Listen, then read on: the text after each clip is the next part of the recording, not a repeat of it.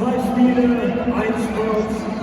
Die Dresdner Astrollen gewinnen gegen die Lausitzer Füchse und Sparta Prag gewinnt gegen Litvinov.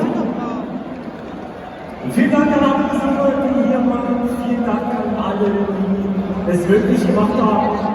Danke an die ganzen Organisatoren im Hintergrund, zum Beispiel unserem Chat. Vielen Dank an alle Sponsoren und alle Geldgeber. Vielen Dank vor allem an alle Fans.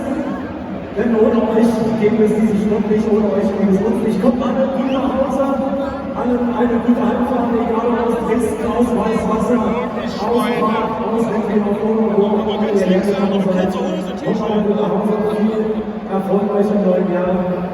Die Dresdner Eiswölfe spielen am nächsten Woche Sonntag zu Hause am 12.01. gegen Ravensburg. Das nächste Heimspiel in der Arena. Alle Infos unter eiswölfe.com.